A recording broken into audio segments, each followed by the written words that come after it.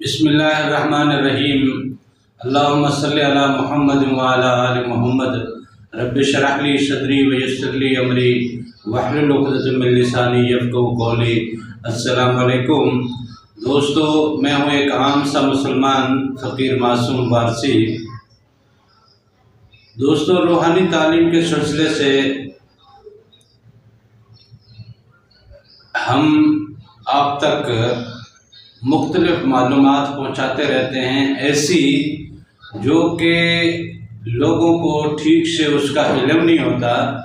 جس کا تعلق اللہ کے حبیب سے ہے، اللہ کی ذات سے ہے، اللہ کے کلام سے ہے، ہمارے ایمان سے ہے اور باطنی معاملات سے ہے۔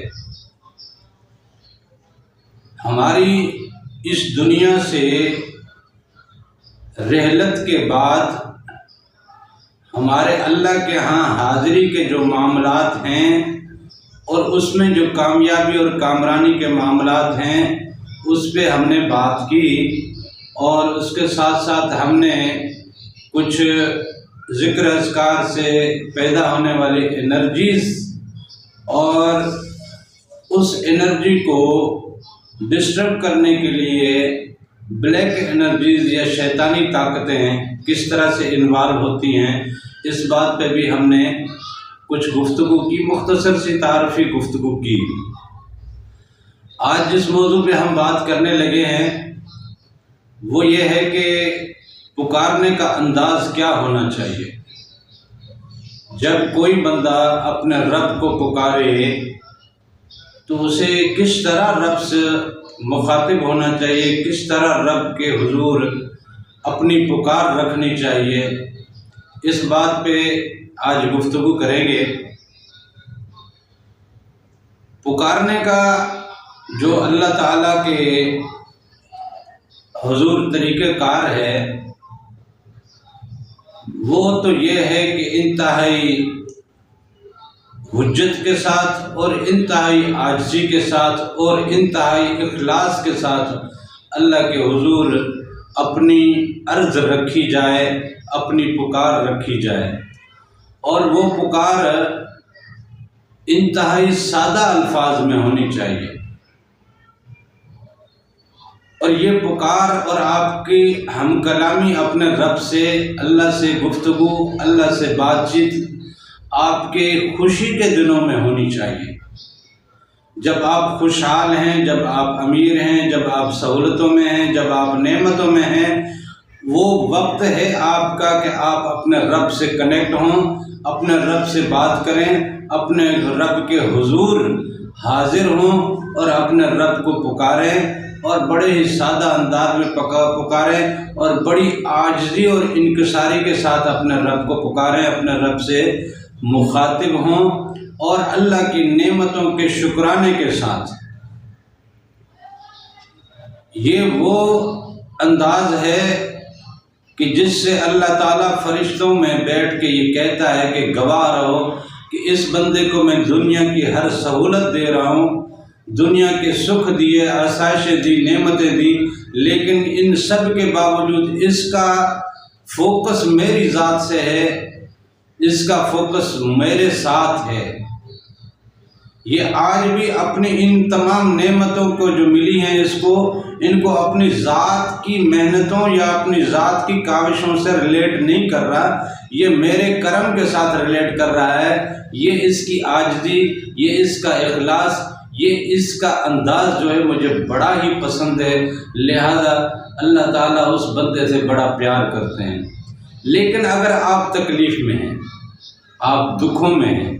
آپ دردوں میں ہیں، آپ بھوک میں ہیں، آپ افلاس میں ہیں، آپ غربت میں ہیں، آپ تنگ حالی میں ہیں، آپ بیماری میں ہیں، آپ بدحالی میں ہیں، ایسے میں پھر اللہ کے حضور حاضر ہو کے لفظوں کی تو ضرورت نہیں، پھر الفاظ کی ضرورت نہیں ہے، پھر زبان کی ضرورت نہیں ہے، وہاں پھر دل بولے، دل، وہ دل پورے درد کے ساتھ اپنے رب کے حضور حاضر ہو،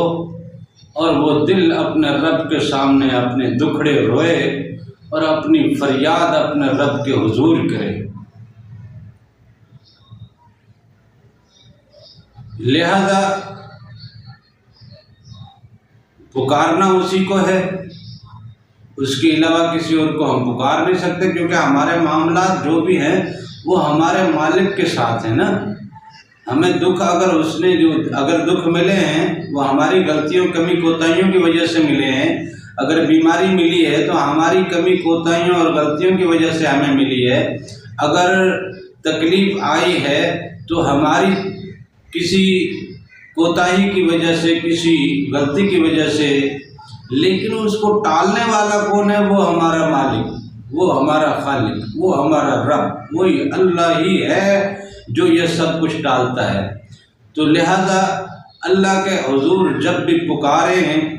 تو ایسے وقت میں پکاریں جب کائنات رب کی بالکل سو چکی ہو،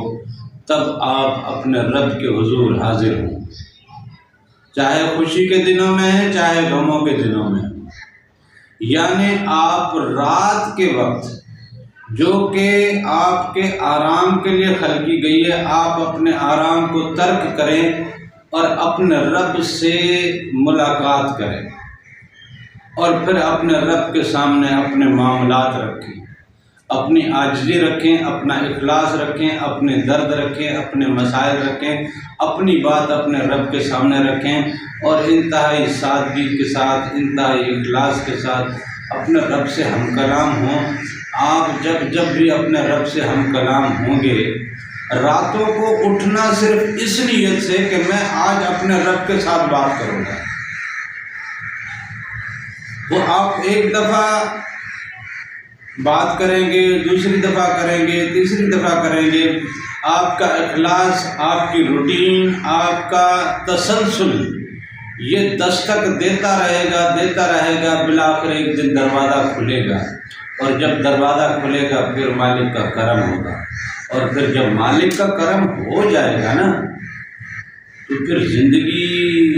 کس ڈگر پہ چلے گی اور کس انداز سے چلے گی، اس چیز کا اندازہ آپ لگا نہیں سکتے، میں بتا نہیں سکتا۔